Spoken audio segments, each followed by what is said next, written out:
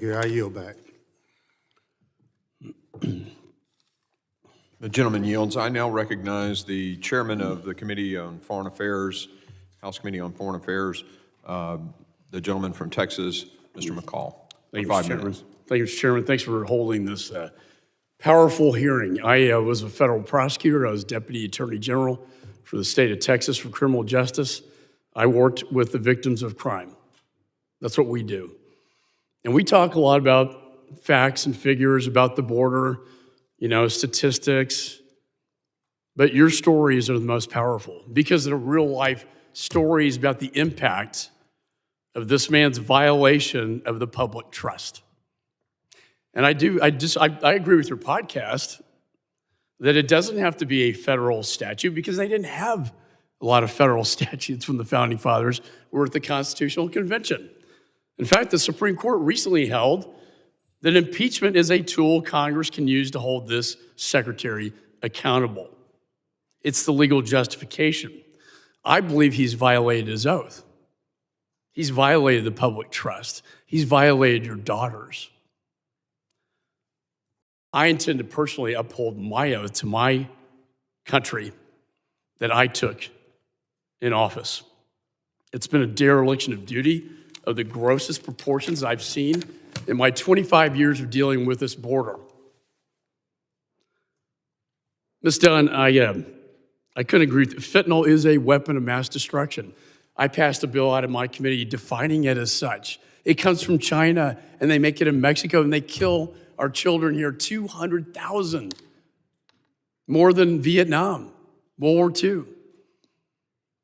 My children have been to 6 funerals now. I've seen it personally, the destruction it does every 5 minutes. It is a fentanyl superhighway, and this border policy is personally responsible for it. He took an oath to defend and protect the Constitution and the American people, air, land, and sea from enemies, foreign and domestic. Ms. Dunn, do you believe he violated that oath? Yes, sir.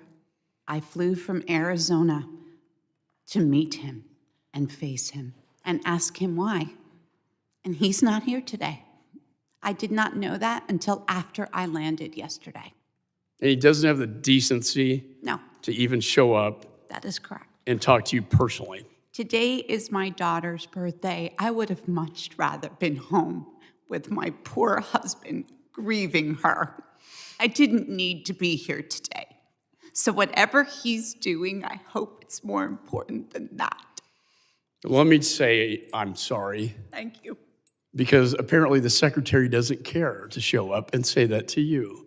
No. Do you know he's meeting with Mexican officials today? Exactly. How does that make you feel? Oh, you have no idea how I feel.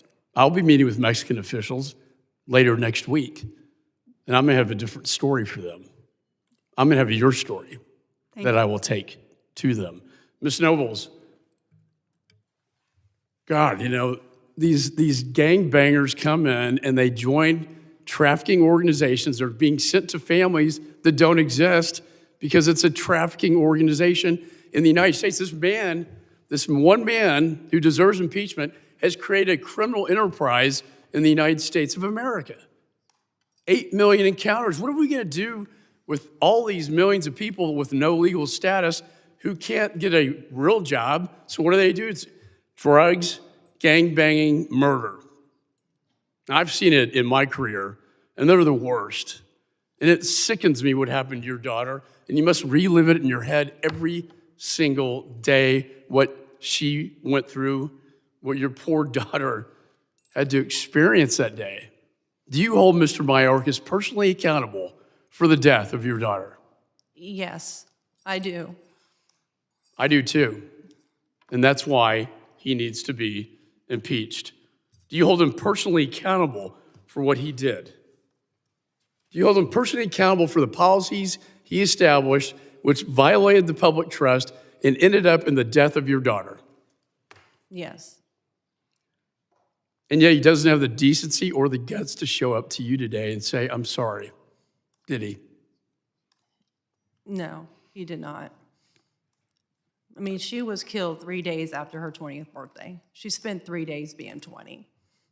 And I sent her a message on her birthday on July 24th that I was proud of the woman that she was becoming and that I love her. And I didn't know that would be my last message of telling her that I love her. She even bought herself, I gave her the money to buy her a JoJo Suya cake, because that is who she loved. And she had autism, and she loved JoJo.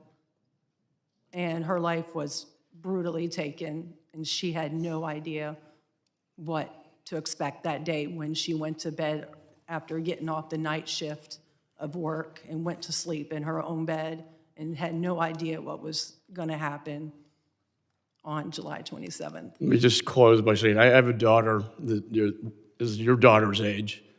She has a cat named Snickers. I know your daughter had a cat named Oreo. This is the personal side of this chaos created by this man.